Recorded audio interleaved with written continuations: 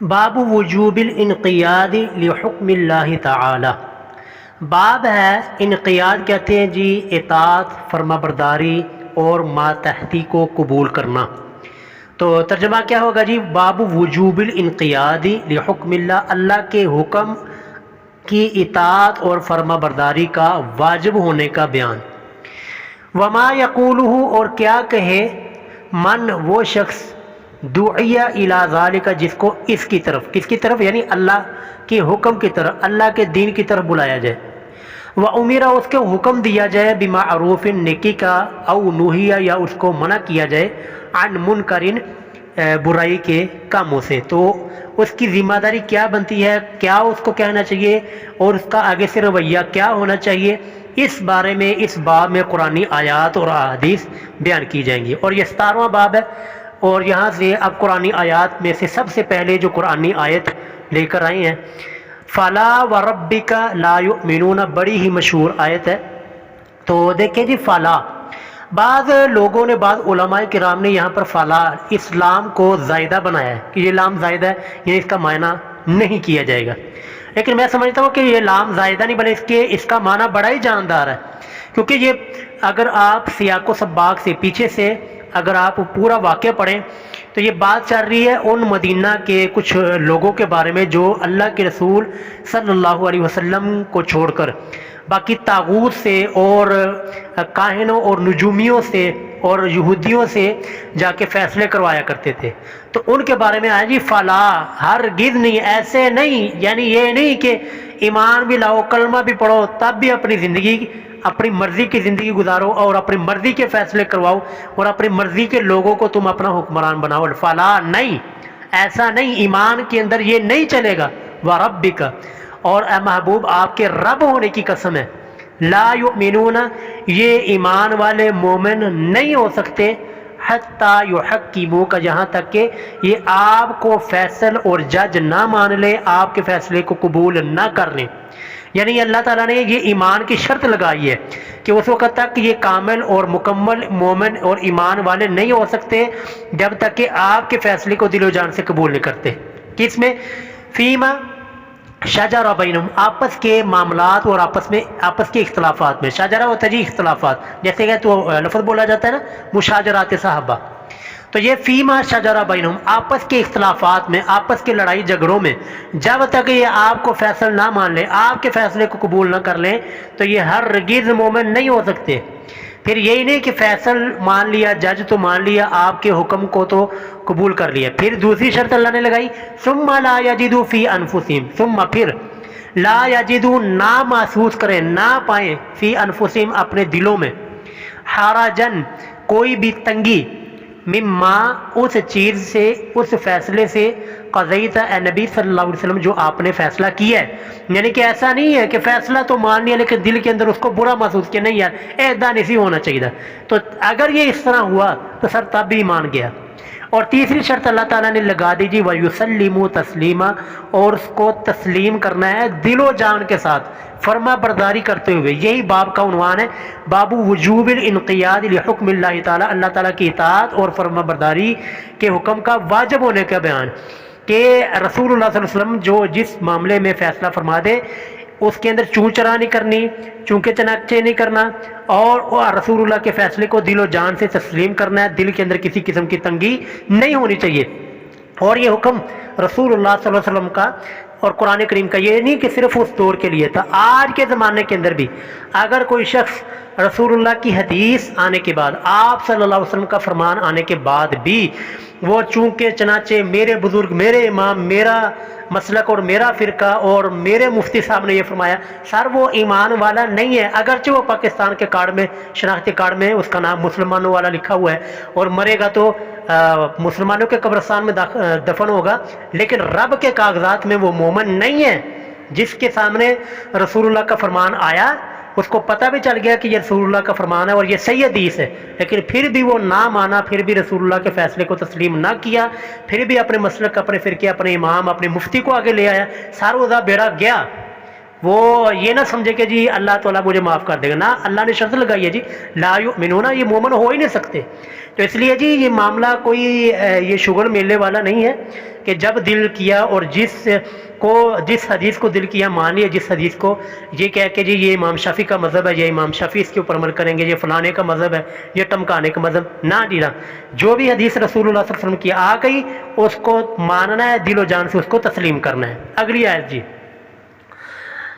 وقال تعالیٰ، اللہ تعالیٰ فرماتے ہیں انما کان قول المؤمنین، سوائے اس کے نہیں، انما سوائے اس کے نہیں کہ بے شک کان قول المؤمنین، مؤمنین کا قول، مومنوں کی بات، کب؟ اذا، جب، دعو، ان کو بلایا جائے، اللہ، اللہ کی جانب، ورسولہ، اور رسول اللہ صلی اللہ علیہ وسلم کی جانب۔ کیا ہوتا ہے جی؟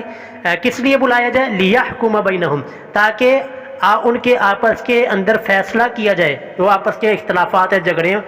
تو ان کا فیصلہ کیا جائے۔ تو مومنوں کا قول کیا ہوتا ہے؟ مومن آگے سے کیا کہتے ہیں؟ ان یقولوا، یہ وہ کہتے ہیں سمعنا، ہم نے رسول اللہ کا فرمان سنا، آج کے زمانے کے اعتبار سے ہم نے رسول اللہ کی حدیث کو سنا، واطعنا، اور ہم نے اطاعت کیا، ہم نے فرما برداری کر لی، ٹھیک ہے۔ آگے اللہ فرماتے جی واولئک هم المفلحون، یہی لوگ ہیں جی جو کہ اصل میں حقیقی طور پر کامیاب ہونے والے ہیں۔ تو اس میں بھی جو باب کا عنوان ہے نا اس کو مد نظر رکھنا ہے، باب وجوب الانقیاد لحکم اللہ تعالیٰ، اللہ تعالیٰ کی اطاعت اور فرما برداری کے حکم کو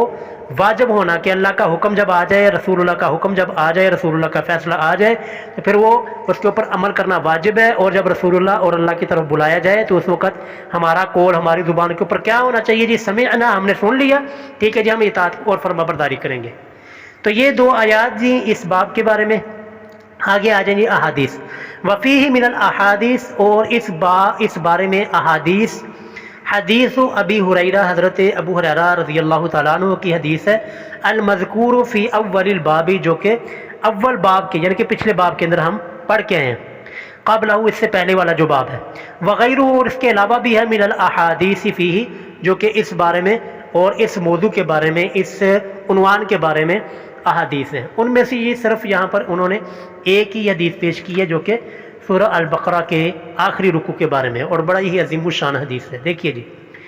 عن ابی ہریرہ، یعنی مطلب باب کے عنوان کو ذہن میں رکھنا، پھر آپ کو یہ حدیث بڑی اچھی طرح سمجھ آئے گی کہ جب اللہ کا اور رسول کا حکم آ جائے تو اس کو ماننا واجب ہے، اور جب اللہ تعالیٰ کی طرف بلایا جائے تو اس کے اوپر سمعنا و اطعنا کہنا، سن لیا اور اطاعت کی، یہ کہنا ہے۔ آئیں جی حدیث دیکھیں، عن ابی ہریرہ، حضرت سیدنا ابو ہریرہ رضی اللہ تعالیٰ عنہ سے حدیث مروی ہے، قال، وہ فرماتے ہیں جی، لما نازلت، جب یہ نازل ہوئی آیت، علی رسول اللہ صلی اللہ علیہ وسلم پر، کون سی آیت جی؟ سورہ البقرہ کی آخری آیت، للہ ما فی السماوات و ما فی الارض، ترجمہ دیکھتے جائیں، للہ، اللہ تعالیٰ ہی کی بادشاہت ہے، اللہ ہی کی حکومت اور ملک ہے، ما فی السماوات، جو کچھ آسمانوں میں ہے، و ما فی الارض، اور جو کچھ بھی زمین میں ہے، وَإِن تُبْدُوا، اور اگر تم ظاہر کرو، ما فی انفسکم، جو تمہارے نفسوں میں ہے، جو تمہارے دلوں میں جو وسوسے، جو بات ہے، ان کو ظاہر کرو، او تخفوہ، یا تم ان کو چھپاؤ، ان کو اپنے دل کے اندر ہی رکھو، یحاسبکم، اللہ فرماتے ہیں یحاسبکم، تو محاسبہ کرے گا، حساب لے گا، بہی، اس چھپانے کا اور ظاہر کرنے کا، کون لے گا جی؟ اللہ تعالیٰ۔ اچھا، یہ قرآن کریم کی آیت تھی، آگے آ جائے، اشتد ذالک، یہ بڑی سخت اور یہ بہت گراں گزری، علی اصحابی رسول اللہ صلی اللہ علیہ وسلم کے اصحاب اور آپ کے جانساروں پر، یعنی یہ بڑا مشکل معاملہ تھا جی واقعتاً، کہ ہمارے دل کے اندر جو وسوسے خیالات پیدا ہوتے ہیں اس کے اوپر بھی اللہ تعالیٰ پکڑ کرے گا، اس کے اوپر بھی اللہ تعالیٰ ہمارا محاسبہ کرے گا۔ تو فاتو، وہ آئے، رسول اللہ کے اصحاب آئے رسول اللہ صلی اللہ علیہ وسلم کے پاس، ثم بارکو، پھر وہ بیٹھ گئے، علی الرکب، گھٹنوں کے بل، یعنی کہ جس طرح با ادب طریقے کے ساتھ دو زانو ہو کر محبوب علیہ السلام اپنے استاد کے سامنے بیٹھ گئے۔ فقالو، تو وہ جانثار آپ کے کہنے لگے، اے رسول اللہ، اے اللہ کے رسول صلی اللہ علیہ وسلم، کلفنا، ہمیں مکلف بنایا گیا، من الاعمال، ان اعمال کا، ما نطیق، جن کی ہم طاقت رکھتے ہیں، یعنی اللہ تعالیٰ نے جو ہمیں حکم دیا اور جن چیزوں کا اللہ تعالیٰ نے ہمیں پابند بنایا ان کی ہم طاقت رکھتے ہیں۔ کون کون سی دیکھیں یہ آگے، الصلاۃ، نماز، والجہاد، اور جہاد، والصیام، اور روزہ، والصدقہ، اور صدقہ، اور کہتے ہیں نہیں آگے وقوعد انزلت، اور یقیناً یہ نازل ہو چکی ہے علیہ کا آپ پر، حاضی الآیہ یہ والی آیت، یہ سورہ البقرہ کی للہ ما فی السماوات و ما فی الارض۔ کہتے ہیں جی ولا نطیق، ہم تو اس کی طاقت نہیں رکھتے کہ اب ہم دل کے اندر جو پیدا ہونے والے خیالات ہیں وسوسے، اس کو ہم کیسے بچ سکتے ہیں، ہم اس کی طاقت نہیں رکھتے۔ تو قال رسول اللہ، تو رسول اللہ صلی اللہ علیہ وسلم نے فرمایا اتریدون، کیا تم چاہتے ہو، ان تقولوا کہ تم یہ باتیں کہو، کما قال اہل الکتاب، جیسا کہ اہل کتاب اہل الکتابین، دو اہل کتابوں نے کی، دو اہل کتاب سے مراد یہود اور نصارہ، جیسا کہ دو اہل کتاب والوں نے یہ باتیں کہی من قبلکم، تم سے پہلے، کیا کہا تھا، سمعنا وعصینا، کہ وہ کہتے تھے جی ہم نے سن لیا لیکن کریں گے اپنی، اب سینا کا مطلب نافرمانی کریں گے، مطلب آج کے زمانے میں کہ سونے تو لیا لیکن کریں گے ایسی اپنی مرضی جو سارے دل میں آئے گا۔ تو رسول اللہ فرماتے ہیں کہ تم بھی ایسے کہنا چاہتے ہو، بل قولوا، بلکہ تم کہو سمعنا، اے اللہ جی ہم نے سن لیا، واطعنا، اور اے ربی ہم نے اطاعت کی، فرما برداری کی، غفرانک ہمیں معاف فرما، ربنا اے ہمارے رب، والیک المصیر، اور اے ربی آپ ہی کی طرف ہم نے واپس پلٹ کر آنا ہے۔ ٹھیک ہو گیا، یعنی کہ رسول اللہ نے یہ تعلیم سکھائی، وہ باب وہی ہے نا کہ جب اللہ کا حکم آ جائے تو اس کو ماننا ہے، اور جب اللہ کی طرف بلایا جائے تو تم نے کہنا سمعنا واطعنا۔ ٹھیک ہو گیا، اچھا آگے جی، فلما اقترأہا، پس جب یہ پڑھا دیا، فلما اقترأہا، پس جب یہ پڑھا دیا، القوم، قوم نے، جب رسول اللہ صلی اللہ علیہ وسلم نے ان کو یہ والا جو جملہ نا پیچھے بولا سمعنا واطعنا غفرانک ربنا والیک المصیر، اور وذلت، اور جاری ہو گیا بہا یہ جملہ اور یہ آیت، السنتہم ان کی زبانوں پر، یعنی کہ رسول اللہ نے اس طرح صحابہ کرام کو پکا دیا اور اس طرح ان کی تربیت کر دی کہ ان کے زبانوں کے اوپر یہ جاری ہو گیا، وہ یہ یعنی کہ وہ نافرمانی کی بجائے یا ان کے دل میں وسوسے پیدا ہونے کی بجائے انہوں نے ایک دوسرے کو یہ کہنا شروع کر دیا سمعنا واطعنا غفرانک ربنا والیک المصیر۔ ٹھیک ہو گیا، تو انزل اللہ تعالیٰ، اللہ تعالیٰ نے پھر نازل کیا فی اسرہا، اس کے بعد وہ جو للہ ما فی السماوات والارض وہ والی آیت ہے نا، اس کے بعد پھر اللہ تعالیٰ نے یہ دو آیتیں نازل کی۔ دیکھیں جی ترجمہ دیکھتے جائیں، آمن الرسول بما انزل، آمن الرسول ایمان لائے رسول، بما اس چیز پر، انزل جو کہ نازل کی گئی، الیہ اس کی طرف، یعنی رسول اللہ صلی اللہ علیہ وسلم کی طرف، من ربی اس کے رب کی طرف سے، والمؤمنون اور مومن اور ایمان لانے والے مومن بھی ایمان لائے، کلن سارے کے سارے، آمنا وہ ایمان لائے باللہ اللہ تعالیٰ پر، و ملائکتہ اللہ کے فرشتوں پر، و کتبہ اور اللہ کی کتابوں پر، و رسولہ اور اس کے رسولوں پر، لا نفرقو وہ کہتے ہیں جی جو ایمان والے ہیں، لا نفرقو ہم نہیں تفریق بیان کرتے، نہیں فرق بیان کرتے، بین احد من رسولی رسولوں میں سے کسی ایک درمیان میں، بین میں نے درمیان، احد میں نے کسی ایک، رسول میں نے رسول، یعنی ایمان لانے کے اندر ہم کسی بھی رسول کے اندر فرق نہیں کرتے، نہ ہی ہم قائل ہیں، یعنی جس طرح ہمارا ایمان ہے کہ حضرت محمد رسول اللہ صلی اللہ علیہ وسلم پر ایمان لانا یہ فرض واجب اور ضروری ہے، اسی طرح حضرت موسیٰ، حضرت عیسیٰ، حضرت ابراہیم خلیل اللہ اور باقی تمام انبیاء کرام کے اوپر ایمان لانا فرض ہے۔ ٹھیک ہے، جس طرح رسول اللہ کی توہین اور اہانت کرنا یہ گناہ کبیرہ ہے اور ناقابل معافی جرم ہے، اسی طرح یہ باقی انبیاء کرام کی توہین کرنا وہ بھی کبیرہ گناہ اور جرم ہے۔ ٹھیک ہو گیا جی، لیکن یہ ہے کہ درجے اور فضائل کے اندر یہ اللہ نے خود فرق کیا ہے، تلک الرسول فضلنا بعضهم علی بعض، اللہ فرماتے ہیں ہم نے بعض رسولوں کو بعض کے اوپر فضیلت دی ہے، تو فضیلت کے اندر تو فرق ہے لیکن ایمان لانے کے اندر کوئی فرق نہیں ہے، نہ ہی ہم کرتے ہیں۔ تو یہ مطلب ہے جی لا نفرق بین احد من رسولی کہ ہم رسولوں میں سے کسی ایک کے درمیان بھی تفریق کے فرق کرنے کے قائل نہیں ہیں۔ وقالوا اور وہ کہتے ہیں، وہی آیت آ گئی، سمعنا اے ربی ہم نے سن لیا، واطعنا اور ہم نے اطاعت کی، غفرانک اے اللہ ہماری بخشش فرما، ربنا اے ہمارے رب، والیک المصیر اور تیری طرف ہی ہم نے پلٹ کر آنا ہے۔ فلما فعلوا پر جب انہوں نے یہ کر لیا، یعنی یہ والا جملہ اور یہ آیت یاد کر لی، اس کے اوپر عمل کر لیا، تو نسخ اللہ تعالیٰ تو اللہ تعالیٰ نے منسوخ کر دیا، ختم کر دیا اللہ تعالیٰ نے۔ تو فانزل اللہ یعنی کہ کیا ختم کر دی، وہ پیچھے والا حکم، یعنی کہ جو دل کے وسوسے کے اوپر بھی اللہ تعالیٰ محاسبہ کرے گا، اللہ تعالیٰ نے اس کو ختم کر دیا۔ تو فأنزل اللہ عز وجل، تو اللہ تعالیٰ نے پھر مزید آیات کو نازل کیا. یہ اگلی والی آیت، آخری آیت پھر نازل ہوئی کہ لا یکلف اللہ، اللہ تعالیٰ نہیں مکلف بناتا، اللہ تعالیٰ نہیں پابند کرتا نفساً کسی بھی انسان کو الا وسعہا، اس کی سوائے اس کی طاقت کے برابر، سوائے اس کی طاقت کے مطابق، یعنی جتنی اس کے اندر طاقت ہمت ہے اللہ تعالیٰ اتنا ہی اس کے اوپر آزمائش کا بوجھ ڈالتا ہے. لہا، اس انسان کے لیے، اس نفس کے لیے، ماں کا سبت وہ ہے جو اس نے کمایا، اپنی نیکیاں کمائی، وعلیہا، اور اس پر یعنی گناہ کا وبال بھی اسی نفس کے اوپر ہے، مکتسبت، جو اس نے انسان نے گناہ کمایا. یعنی کہ ایسا نہیں ہوگا کہ نیکی میں نے کی ہے تو اس کا اجر کسی اور کو دے دیا جائے، ایسا نہیں ہوگا، یا گناہ کسی اور نے کیا وہ میرے کھاتے میں ڈال دیا جائے، ایسا نہیں ہوگا. جو انسان نے نیکی کی اس کا صلہ اسی کو ملے گا، اور جو اس نے برائی کی ہے اس کی برائی کا وبال بھی اسی کے اوپر آئے گا. آگے بڑی ہی عمدہ اور بڑی ہی کمال کی دعائیں ہیں جو کہ ہمیں اپنے روزمرہ کے اذکار کے اندر ان آیات کو شامل کرنا چاہیے. باقی ان کی فضیلت کے اوپر بہت ساری آیات اور احادیث ہیں، تو ان کے اوپر میں بات نہیں کروں گا ورنہ ہماری یہ ویڈیو بہت لمبی ہو جائے گی. تو میں انشاءاللہ کوشش کروں گا ان آیات اور احادیث کے اوپر نا، یہ جو فضائل کی والے ہیں میں ان کے اوپر انشاءاللہ الگ سے ویڈیو ریکارڈ کروں گا. دیکھیے جی، ربنا، اے ہمارا رب، لا تؤاخذنا، تو ہمارا مواخذہ نہ کرنا، ہمیں نہ پکڑنا،